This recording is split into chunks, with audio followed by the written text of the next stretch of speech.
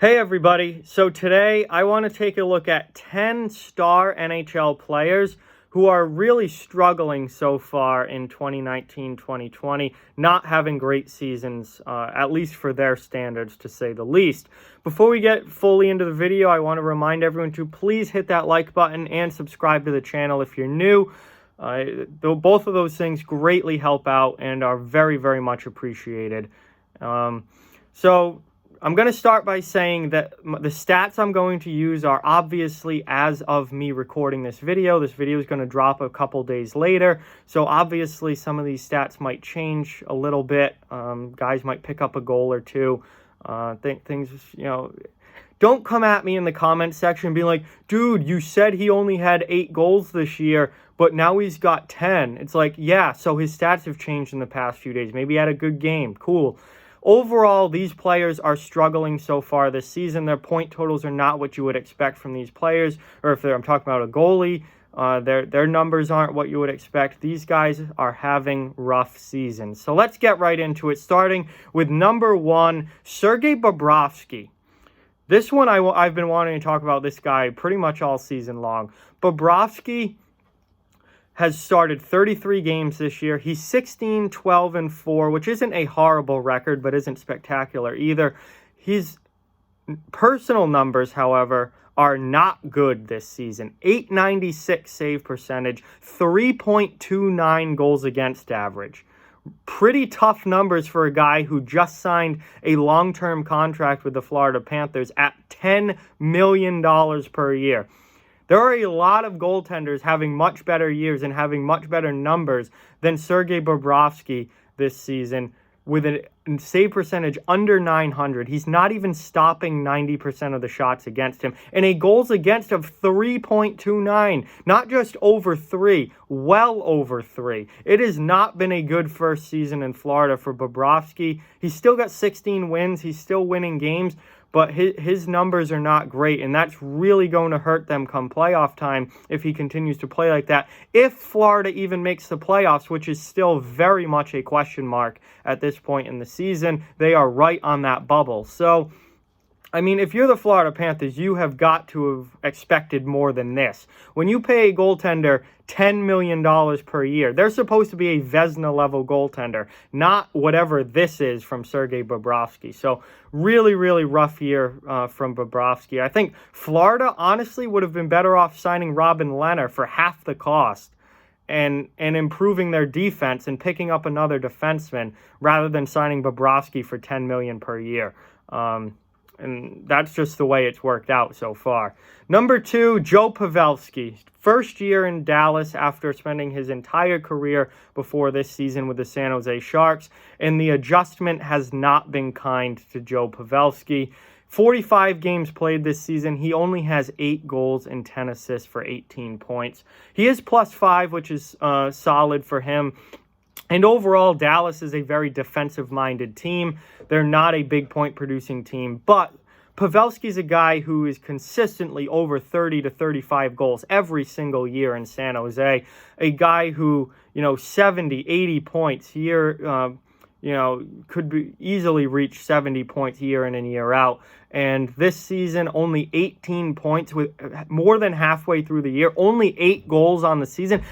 Joe Pavelski might not even reach 20 goals this season. That's really, really a tough year for him. I think the adjustment to leaving San Jose has been tough.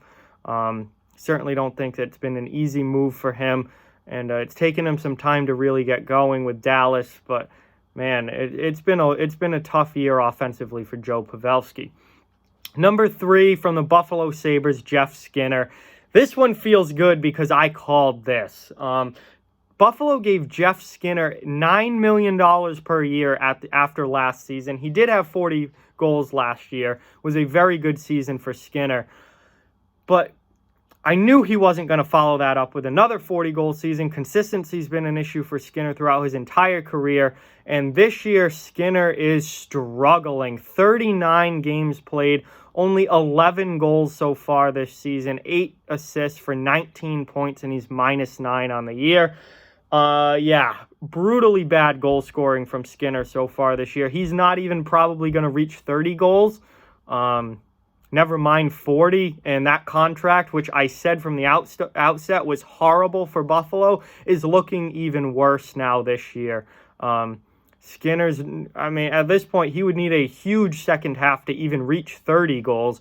I think we're looking at probably mid-20s for a final goal-scoring total for Jeff Skinner this year. And that, my friends, is not worth $9 million per year. Number 4, Wayne Simmonds from the New Jersey Devils. May not be on the Devils much longer. Prime trade target. He signed with New Jersey this past offseason, and we've known that the offense for Simmonds has been in decline the last few years. He's an aging player, an aging power forward, who that kind of player tends to age quickly, and the offense disappears rather fast with those kinds of players.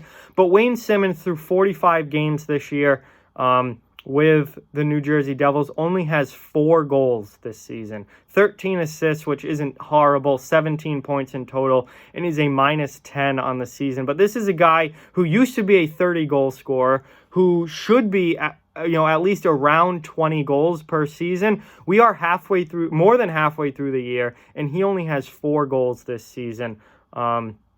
Simmonds, honestly, might struggle to even reach double-digit goals this year, and that is not a good sign for someone who's an upcoming free agent again this summer. So Simmonds has really had a rough year offensively with New Jersey, and the offense and goal totals continue to drop with him. Number 5, Cam Atkinson from the Columbus Blue Jackets. Atkinson was another guy who you were looking for, 35, 40 goals from this season. He has missed time with injury, which has not helped. However, he's still played 35 games this year. He only has 9 goals on the season. 9 goals, 12 assists for 21 points, and a -5 on the year. Atkinson has not given Columbus the offense that they were hoping for. Obviously, I think losing Artemi Panarin obviously has seriously hurt them. Matt Duchene as well. But Atkinson had a huge year last year. They really, with all that they lost this offseason, they really needed him to step up and be the number 1 goal scorer this year, and he has not done that. Only 9 goals on the season. Looks like he'll probably reach 20 goals this year. But it's very, very unlikely that he reaches 30, and certainly 40, I think, at this point is out of the question. So Cam Atkinson not having a great year offensively in Columbus. Number 6, another player who's missed time with injury but is really producing a lot less offensively than they should be, and that is Mikko Koivu for the Minnesota Wild. Koivu's played 33 games this year. He only has 2 goals and 11 assists for 13 points in an even rating on the year. This is a guy who has never been a huge point producer, is known more as kind of a defensive two-way center. However, 2 goals in 33 games, that is pretty bad. 13 points. I mean, you expect more than that from a guy who is a top 6 center in the NHL. And Koivu has been a top 6 center for a long time. He is not producing very well this season for the Minnesota Wild, which really does impact that team, which overall that team does not have a lot of scoring in general. Koivu's having a really, really rough year, and he's getting older. He's on the decline, and I think this year is really starting to show it. Number 7, Phil Kessel in Arizona, not having a good season at all. 48 games played. He only has 9 goals on the year. Phil Kessel only has 9 goals on the year. Now, he does have 18 assists, which is decent for him. 27 points in total, but he's also -19. -19 on one of the best defensive teams in the league. That is really, really bad for Phil Kessel. He is not having a good year in Arizona. And Arizona is in a playoff spot. They've been okay without Phil Kessel in general, and they've gotten good contributions from Clayton Keller. Connor Garland's having a great year offensively. Carl Soderberg's been a good pickup for them. But man, Kessel was brought to Arizona specifically to score goals. He was supposed to improve them offensively, and only 9 goals on the year. He might not even reach 20 this season.